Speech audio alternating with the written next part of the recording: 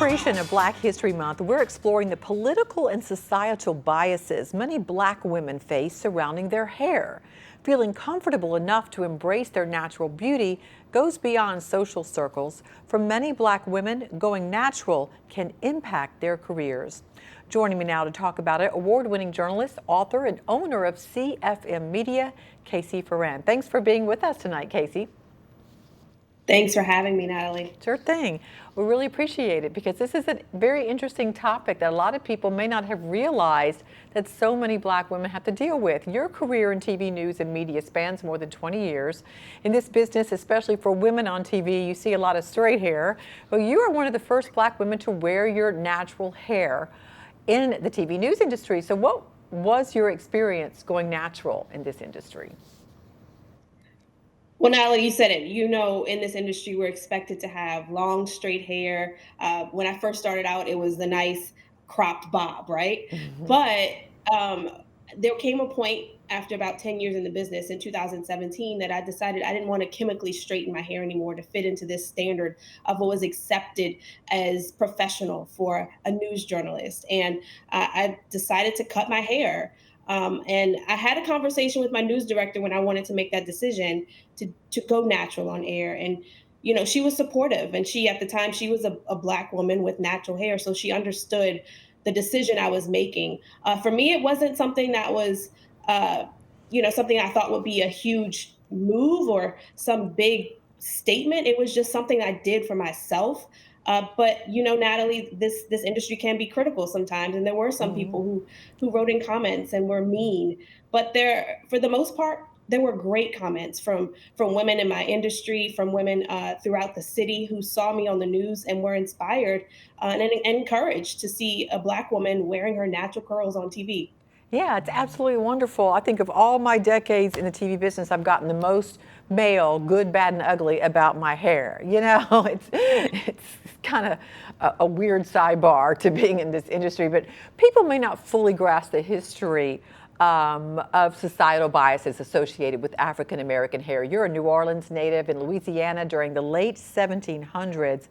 The Tion law made it a crime for Black women to go out in public without covering up their hair. That might be hard for people to grasp.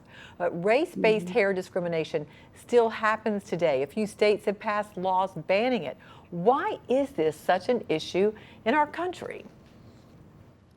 You know, for years, America has celebrated and recognized a Eurocentric beauty standard. And a lot of women, Black women, have tried to fit into that standard, fit into that mold of what is acceptable.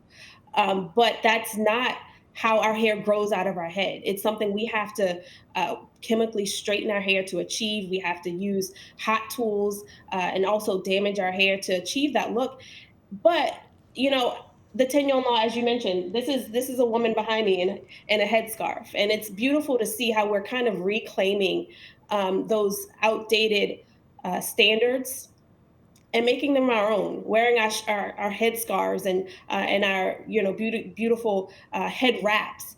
But you know, it's also good to note that Louisiana is also passing laws to make it where cosmetologists have to be trained in taking care of textured hair. So there is a shift in the paradigm where it's becoming more acceptable. That's wonderful. Your hair is beautiful, by the way. Let's talk about your Thank you. children's book titled Curly Girl, My Curls Are Mine to Love. According to the, Yeah, I have a yay, copy right that's here. awesome. I love the cover. Well, according to the Dove Crown research study, 53% of Black moms say their daughters have experienced race-based hair discrimination as early as 5. Your book could sure help a lot of young girls that struggle to embrace their natural beauty. Talk to about that. Yeah, Natalie, that's a huge statistic. And it's part of the reason why I wanted to write this book so that mothers and daughters could have conversations around this issue, so that mothers could help their daughters understand that their beauty is beneath the skin. It doesn't just matter what you look like on the outside, but the covers of this book are telling girls that they're acceptable, that they are beautiful just as they are, and they can accept their beauty and don't expect everyone to accept it. But as long as you love it, as the title says, my curls are mine to love. As long as Mhm. you love it, then they'll have to love it. Mhm. Well, speaking of your book, it is one of the newest kid-lit reads on Amazon, and we are in Black History Month. So why is Black children's literature so important?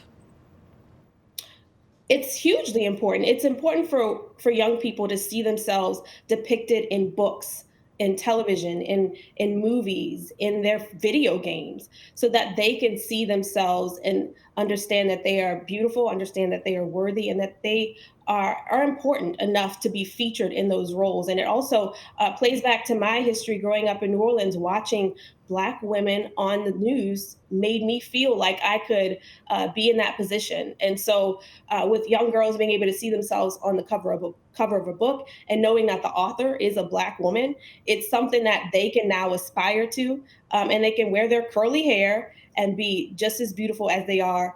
And you see the girls there celebrating this book. It's a beautiful thing that, to see the girls kind of rally around this movement. Well, congratulations on your book and your beautiful hair and everything that you're doing. You and I could go on and on about news anchor lady hair for a long time, but we have to. You know the story. Yeah, I do. It's been all over the place. We really appreciate what you're doing, Casey. It's great to talk with you. Casey Ferrand for us. Thank you. Thanks, Natalie.